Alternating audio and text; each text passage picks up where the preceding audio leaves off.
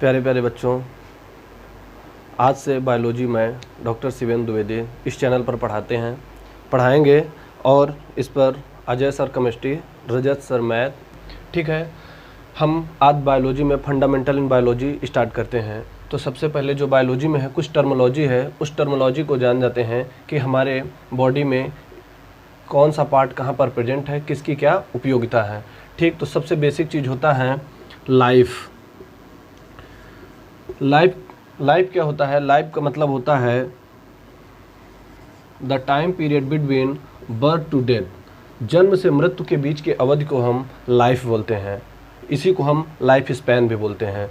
मतलब बर्थ से डेथ के बीच का जो टाइम पीरियड होता है उसको हम लाइफ या लाइफ स्पैन बोलते हैं। ठीक है, प्रत्येक जीवों का लाइफ स्पैन अलग अलग होता है। कुछ लोग 100 वर्ष जीते हैं, कुछ 200 वर्ष, कुछ 300 वर्ष, कोई 50 वर्ष। जैसे मिनिमम लाइफ स्पैन एक मक्खी होती है जिसका नाम है मे फ्लाई का एक मक्खी है मे फ्लाई, जिसका लाइफ स्पैन सबसे कम होता है, जिसका होता है 24 घंटे। मे फ्लाई का लाइफ स्पैन 24 घंटे होता है। और मैक्सिमम लाइफ स्पैन जो होता है पीपल के प्लांट का होता है, जिसका लाइफ स्पैन 200 साल होता है। ठीक,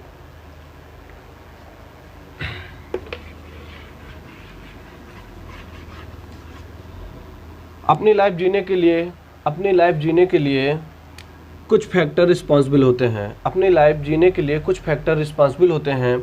जैसा पहला फैक्टर होता है H2O, दूसरा फैक्टर होता है मिनरल, तीसरा फैक्टर होता है रिप्रोडक्शन, चौथा फैक्टर होता है एजुकेशन। इन ह्यूमन बीइंग, मनुष्य के लिए एजुकेशन बहुत नेसेसरी है। जो लाइफ है, लाइफ के लिए सबसे ज़्यादा क्या है? H2O, क्योंकि हमारे शरीर में लगभग 75 से 80% क्या होता है? वाटर होता है। हमारे शरीर में लगभग 75 से 80% क्या होता है? वाटर होता है। उसके बाद से मिनरल हमें अपनी लाइफ को व्यतीत करने के लिए मिनरल की बहुत आवश्यकता पड़ती है, बहुत ज़रूरत पड़ती है मिनरल्स की। मिनरल में आता है कैल्शियम, सल्फर, मैग्नीशियम और पोटेशियम और सोडियम। ये सब मिनरल हैं। ये मिनरल आपस में जब मिलते हैं तो क्या है? एनर्जी बनाते हैं। मतलब glucose, fructose, maltose, ribose, sucrose. और जब ये मिलते हैं तब हमारे बॉडी को एनर्जी मिल जाती है और हमारा बॉडी प्रॉपर काम करता है। जब ये एनर्जी आपस में कंबाइंड हो जाती है तो इससे बनता है ATP। ATP का फुल फॉर्म होता है एडेनोसिन ट्राइफॉस्फेट। ATP का फुल फॉर्म होता है एडेनोसिन ट्राइफॉस्फेट। ATP का फुल फॉर्म होता है एडेनोसिन ट्राइफॉस्फेट। ठीक है, तो यह ATP हमारे शरीर की सेल जो होती है, सेल के माइटोकॉन्ड्रिया में प्रेजेंट होती है और हमारी बॉडी को क्या है? एनर्जी प्रोवाइड कराती है। उसके बाद से होता है reproduction very essential part of human body. क्योंकि रिप्रोडक्शन एक ऐसा प्रोसेस होता है जिसके द्वारा मनुष्य अपने जैसे संतान उत्पन्न करने की क्षमता रखता है। जब मनुष्य अपने जैसे ही संतान उत्पन्न करता है तो एक जनरेशन से दूसरी जनरेशन, एक पीढ़ी से दूसरी पीढ़ी निरंतर बढ़ती जाती है। उसके बाद से ह्यूमन बीइंग के लिए एजुकेटेड ह्यूमन बीइंग अपने लाइफ में बहुत कुछ कर सकता है। इसीलिए लाइफ के लिए एजुकेशन बहुत इंपॉर्टेंट फैक्टर होता है। देखिए, जो H2O होता है, ये H2O जो होता है वेरी एसेंशियल होता है। मिनरल के बिना तो आदमी कुछ दिन तक जीवित रह सकता है, लेकिन बिना H2O यानी वाटर के बिना नहीं रह सकता है। इसीलिए वाटर को सबसे ज़्यादा हम प्रायोरिटी देते हैं। तो पहला H2O, दूसरा मिनरल, तीसरा रिप्रोडक्शन, चौथा एजुकेशन। जो ये एजुकेशन है केवल ह्यूमन बीइंग्स के लिए है, अदर के लिए नहीं है।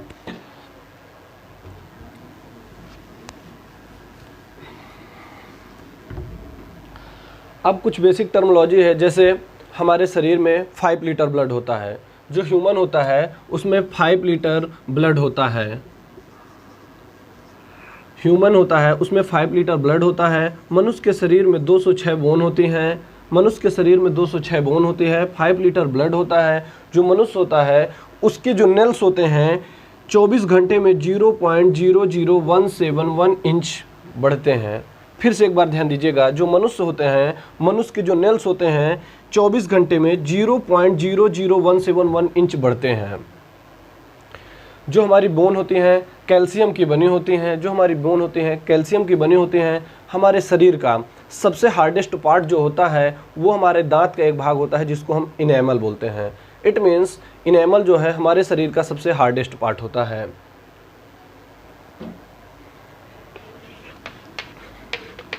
अब देखिए, सबसे पहले बताते हैं कि ब्लड हमारे बॉडी में क्यों आवश्यक है। ब्लड क्यों आवश्यक है, तो आप ब्लड को जान लीजिए। जो ये ब्लड होता है इसकी पीएच वैल्यू जो है, ब्लड की पीएच वैल्यू जो होती है 7.4 से लेकर के 7.5 तक होती है। ब्लड की पीएच वैल्यू 7.4 टू 7.5 होती है। ब्लड को 2 पार्ट्स में बांटा गया है। एक होता है ब्लड प्लाज्मा, एक होता है ब्लड प्लाज्मा और दूसरा होता है फॉर्म्ड एलिमेंट। ब्लड प्लाज्मा में पहला आता है वाटर, मिनरल और गैस। जो फॉर्म्ड एलिमेंट होता है, फॉर्म्ड एलिमेंट में पहला आता है आरबीसी, दूसरा आता है डब्ल्यूबीसी, तीसरी होती है प्लेटलेट्स। ये बायोलॉजी का बहुत फंडामेंटल है, बहुत फंडामेंटल है। इसके बिना बायोलॉजी नहीं पढ़ा जा सकता है। ठीक, तो जो ये ब्लड होता है रेड कलर का होता है और ये रेड कलर होने के लिए हीमोग्लोबिन, क्योंकि हमारे बॉडी में हीमोग्लोबिन जो हीम प्रोटीन होता है वहीं से यह हीमोग्लोबिन बढ़ता है। ठीक है, तो ब्लड का पीएच वैल्यू 7.5 टू 7.5 होता है। ब्लड को 2 पार्ट्स में डिवाइड किया गया है। एक होता है ब्लड प्लाज्मा, दूसरा होता है फॉर्म्ड एलिमेंट। ब्लड प्लाज्मा पहला वाटर है, मिनरल है, गैस है। उसके बाद से फॉर्म्ड एलिमेंट में है आरबीसी, डब्ल्यूबीसी और प्लेटलेट्स। अब सबका हम एक एक फंक्शन देखते हैं। जो वाटर होता है, वाटर हमारे बॉडी में 70 से लेकर के 75% तक प्रेजेंट होता है। मिनरल आपको बता चुके हैं कि जैसे कैल्शियम है, सल्फर है, मैग्नीशियम है, ये सब क्या है, मिनरल। और गैसें हमारे बॉडी में 2 गैसें प्रेजेंट होती हैं, एक ऑक्सीजन, दूसरी कार्बन डाइऑक्साइड। ऑक्सीजन ह्यूमन को जीवित रहने के लिए बहुत आवश्यक है, मतलब हम ऑक्सीजन लेते हैं और कार्बन डाइऑक्साइड गैस शरीर से पास आउट करते हैं। उसके बाद से आते हैं आरबीसी। आरबीसी जो पार्ट है फॉर्म्ड एलिमेंट। आरबीसी की लाइफ स्पॉन 120 डे होता है। इस आरबीसी की सबसे बड़ी खासियत होती है, कि इसमें न्यूक्लियस एब्सेंट होता है।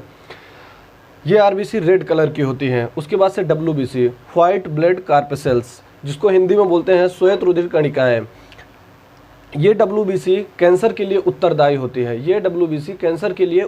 होती है। प्लेटलेट्स हमारे शरीर में जो 3.5 लाख से 4.5 लाख प्रेजेंट होती हैं। अगर ये प्लेटलेट्स काउंट 1 लाख के नीचे जाता है तो उससे क्या है, मनुष्य की इम्यून सिस्टम बहुत वीक हो जाता है और प्रॉपर रूप में उसकी बॉडी फंक्शन नहीं कर पाती। इसीलिए प्लेटलेट्स बहुत आवश्यक है। एक डिजीज होती है, बीमारी होती है जिसको बोलते हैं डेंगू। डेंगू होने पर प्लेटलेट्स काउंट बहुत ज़्यादा नीचे चला जाता है, मतलब 1 लाख के नीचे आ जाता है। कुछ पेशेंट में क्या करना पड़ता है, अलग से प्लेटलेट्स चढ़ाना पड़ता है।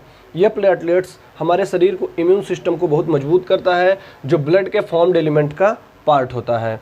जिसकी जो ये प्लेटलेट्स होती है इसकी लाइफ स्पॉन 7 टू 10 डे होती है। 7 टू 10 डे, 7 से 10 दिन होती है।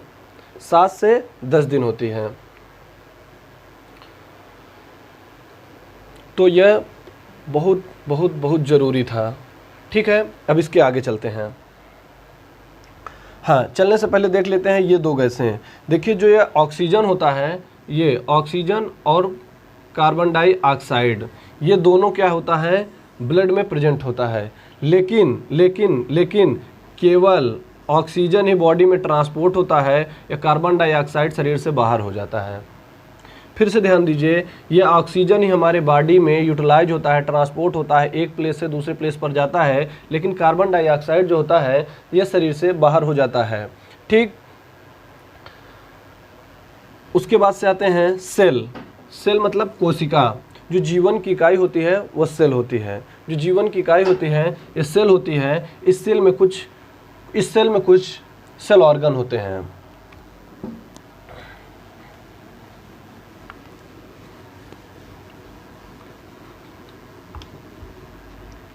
अब देखिए, जो आपको सेल बताए तो मतलब यूनिट ऑफ लाइफ, जीवन की इकाई सेल है। जब कई सेल मिल जाते हैं तो टिश्यू बनता है, टिश्यू में से ऑर्गन बनता है, ऑर्गन से ऑर्गन सिस्टम बनता है। अब देखिए सेल, आपको पता चल गया हमारे जीवन की इकाई जो है वह सेल होती है। सेल को हम नग्न आंखों से नहीं देख सकते हैं, सेल को देखने के लिए हमें कम से कम माइक्रोस्कोप का यूज करना पड़ता है। ठीक है, तो हमारे शरीर में कई सेल प्रेजेंट होती हैं, हमारे शरीर में कई सेल प्रेजेंट होती हैं। हर मिनट कुछ सेल बिगड़ती हैं और कुछ नई सेल जनरेट होती हैं।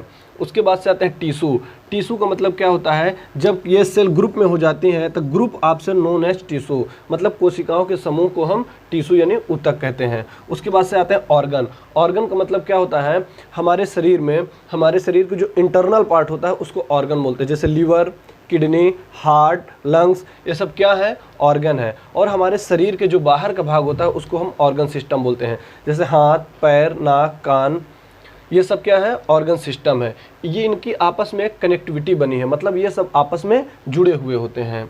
ठीक है, तो फिर से एक बार बताते हैं, जो जीवन की इकाई होती है, लाइफ स्पॉन होता है, वो सेल होता है। सेल से क्या होता है, टिश्यू होता है। टिश्यू से ऑर्गन, ऑर्गन से ऑर्गन सिस्टम। सेल को हम नेकेड आई से नहीं देख सकते हैं, सेल को नेकेड आई से नहीं देख सकते हैं। हर मिनट, प्रत्येक मिनट में सेल बिगड़ती है और बनती है, मतलब पुरानी सेल डिस्ट्रॉय हो जाती है और नए सेल जनरेट हो जाती है। जब ये कई सेलों का समूह हो जाता है, ग्रुप ऑफ सेल हो जाता है, उसको हम टिश्यू बोलते हैं। ठीक है, उसके बाद से ऑर्गन, हमारे बॉडी का जो इंटरनल पार्ट होता है उसको हम ऑर्गन बोलते हैं, और एक्सटर्नल पार्ट जो होता है ऑर्गन सिस्टम बोलते हैं। जैसे लीवर, किडनी, हार्ट, ये सब क्या है, ऑर्गन है। और ऑर्गन सिस्टम, हाथ, पैर, नाक, कान, ये सब क्या है, ऑर्गन सिस्टम है।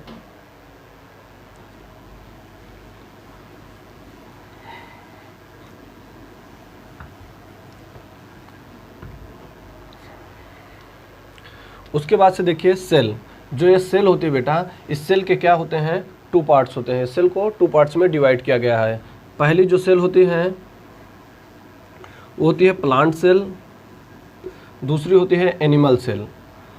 अब आप पहले ये जान लीजिए, क्योंकि ये बायोलॉजी फंडामेंटल है, सबसे पहले इस अर्थ पर प्लांट आया था, सबसे पहले इस अर्थ पर प्लांट आया था, उसके बाद से जो है एनिमल आया है। जो प्लांट है मतलब बॉटनी है, बॉटनी 1964 में आया था, 1864 में आया था, 1864 में आया था। और जो एनिमल है ये 64 के बाद आया था। प्लांट और एनिमल। प्लांट में क्या होता है, जो प्लांट सेल होती हैं वो एनिमल सेल से डिफरेंस होते हैं। सबसे बड़ी खासियत क्या होता है, प्लांट सेल में नर्वस सिस्टम नहीं होता है और एनिमल में नर्वस सिस्टम प्रेजेंट होता है।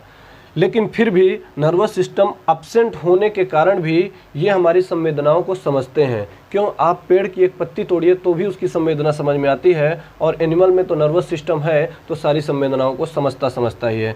कुछ सेल ऑर्गन प्लांट में प्रेजेंट होते हैं जो एनिमल में नहीं होता, कुछ एनिमल में होता है जो ये प्लांट में नहीं होता। आगे चल के हम आपको सेल का डिटेल में बताएंगे, लेकिन इस बात को एकदम ध्यान रखिएगा कि सबसे पहले प्लांट आया, उसके बाद से एनिमल आया। अब आगे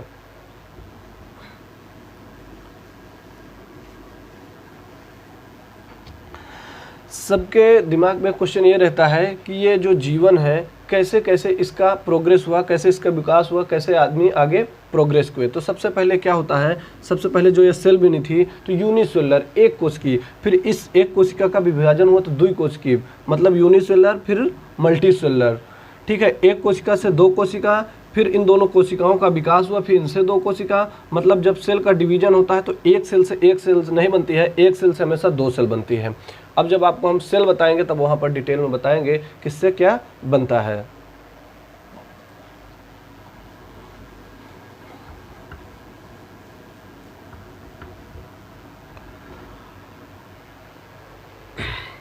अब कुछ टर्मिनोलॉजी में है, जैसे डाइजेशन। तो डाइजेशन, प्रत्येक व्यक्ति का डाइजेस्टिव सिस्टम उसके इम्यूनिटी के ऊपर डिपेंड करता है, क्योंकि प्रत्येक व्यक्ति की इम्यून सिस्टम अलग अलग होता है। किसी में डाइजेशन बहुत जल्दी से होता है, किसी में कुछ देर से होता है। ठीक है, तो जो ये डाइजेशन होता है कुछ व्यक्ति में धीरे होता है, किसी में बहुत तेज होता है। वो उसकी लीवर के फंक्शन पर होता है। जो लीवर होता है हमारे बॉडी का एक इम्पॉर्टेंट पार्ट होता है। ठीक है, तो डाइजेशन जो है 3 से 4 घंटे में हो जाता है। डाइजेशन जो है 3 से 4 घंटे में हो जाता है। और ये डाइजेशन क्या है, लीवर के लिए रिस्पॉन्सिबल होता है। जो व्यक्ति का लीवर होता है कैसे फंक्शन कर रहा है, जो व्यक्ति का लीवर है वो कैसे फंक्शन कर रहा है, फंक्शन के बेस पर ये डाइजेशन होता है। डाइजेशन का मतलब क्या होता है, जो कॉम्प्लेक्स सब्सटेंस होता है उसको हम सिंपल सब्सटेंस में तोड़ देते हैं। कॉम्प्लेक्स सब्सटेंस को तोड़ना है सिंपल सब्सटेंस में, यही डाइजेशन है। इस डाइजेशन के लिए सबसे ज़्यादा ज़रूरी होता है एंजाइम। ठीक है, तो complex substance break down into simple substance with the help of enzyme known as digestion. अर्थात जटिल खाद्य पदार्थों को सरल खाद्य पदार्थों में एंजाइम के द्वारा तोड़ने की क्रिया को पाचन कहते हैं। ठीक है, तो ये पाचन, ये भी फंडामेंटल में है। उसके बाद से रिप्रोडक्शन। आपको रिप्रोडक्शन बताए हैं, प्रत्येक जीवों में रिप्रोडक्शन मतलब अपने जैसे संतान उत्पन्न करने की जो क्षमता होती है उसको हम रिप्रोडक्शन या जनन कहते हैं। ठीक है, तो बेटा जो ये रिप्रोडक्शन होता है, ये रिप्रोडक्शन भी 3 टाइप्स का होता है। पहला होता है एसेक्सुअल रिप्रोडक्शन, दूसरा जो होता है पहला होता है एसेक्सुअल रिप्रोडक्शन, दूसरा होता है सेक्सुअल रिप्रोडक्शन, उसके बाद से होता है वेजिटेटिव रिप्रोडक्शन। ठीक है ना, vegetative reproduction, asexual reproduction, sexual reproduction और वेजिटेटिव रिप्रोडक्शन। ये आगे डिटेल में बताएंगे कि वेजिटेटिव रिप्रोडक्शन क्या है, सेक्सुअल रिप्रोडक्शन क्या है, एसेक्सुअल रिप्रोडक्शन क्या है।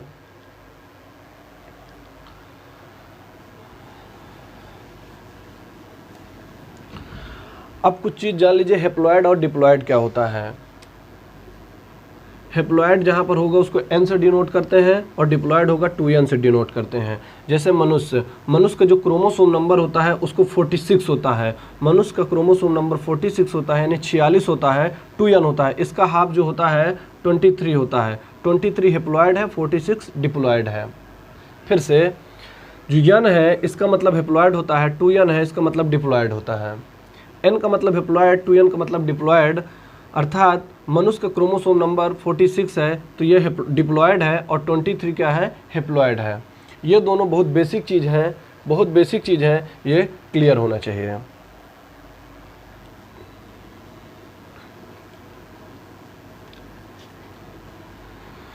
एक चीज़ होता है यूनिसेक्सुअल और एक होता है बाइसेक्सुअल। एक चीज़ होता है यूनिसेक्सुअल और दूसरा जो होता है बाइसेक्सुअल। यूनिसेक्सुअल का मतलब एक लिंगी, बाइसेक्सुअल का मतलब द्विलिंगी। ऐसे जीव या जंतु जिनके शरीर में केवल एक लिंग प्रेजेंट होता है, या तो मेल या तो फीमेल। ऐसे जीव या जंतु जिनके शरीर में केवल एक लिंग, एक सेक्स प्रेजेंट होता है उसको यूनिसेक्सुअल बोलते हैं। बाइसेक्सुअल ऐसे जीव या जंतु जिनके शरीर में दोनों सेक्स प्रेजेंट होते हैं, मेल और फीमेल दोनों प्रेजेंट होते हैं, उनको बाइसेक्सुअल बोलते हैं। ठीक है, जैसे मनुष्य यूनिसेक्सुअल होता है क्योंकि मेल अलग और फीमेल अलग होता है। उसके बाद से आते हैं, बहुत से स्टूडेंटों को ये नहीं मालूम रहता गैमीट क्या है। तो गैमीट जानने के लिए जान लीजिए, युग्मक, गैमीट को बोलते हैं युग्मक। जो होता है मेल के द्वारा निकलता है स्पर्म, और जो होती है फीमेल के द्वारा निकलता है ओवम। तो मेल के द्वारा जो प्रोड्यूस हुआ स्पर्म है इसको हम मेल गैमीट बोलते हैं, और फीमेल के द्वारा निकला ओवम इसको हम गैमीट बोलते हैं। स्पर्म और ओवम दोनों गैमीट है। जब ये दोनों गैमीट आपस में मिलते हैं तब जायगोट बनता है, और इस जब जायगोट का आगे विकास होता है तब जाकर के एम्ब्रियो बनता है। फिर से एक बार ध्यान दीजिएगा, मेल से स्पर्म निकलता है, फीमेल से ओवम निकलता है। जो स्पर्म और ओवम है इन्हीं को हम गैमीट बोलते हैं। मेल से निकला हुआ स्पर्म मेल गैमीट, फीमेल से निकला हुआ ओवम फीमेल गैमीट। ये दोनों जब आपस में मिलते हैं तो जायगोट बनते हैं। जब इस जायगोट का 3 महीने तक विकास होता है तो इसको हम एम्ब्रियो बोलते हैं।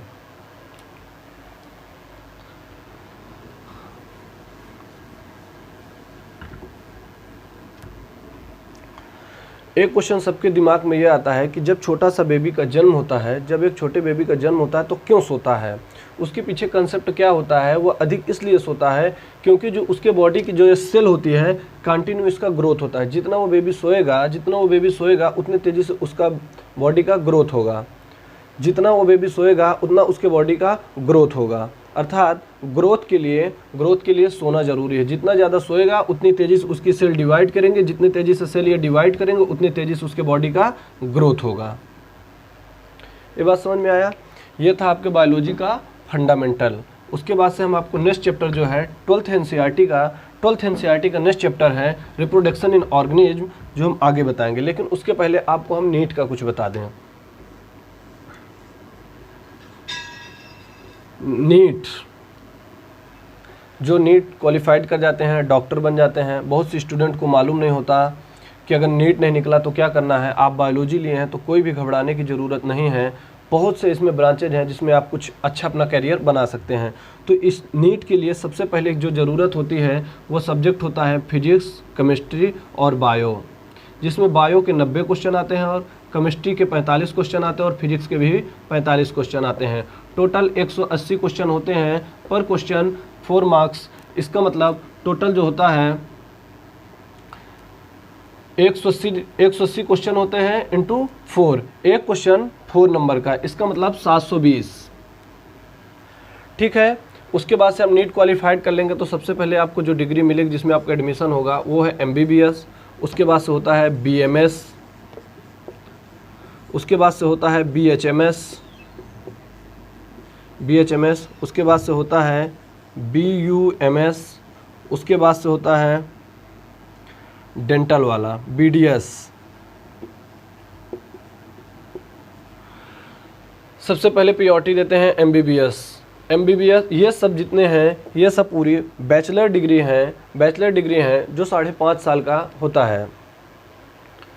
इसमें अच्छी खासी सैलरी होती है और इसमें आपका अच्छा करियर हो सकता है। तो नीट के लिए फिजिक्स, केमिस्ट्री और बायो ये नेसेसरी हैं। ये था फंडामेंटल पूरा। अब हम आपको reproduction in organism next chapter में बताते हैं।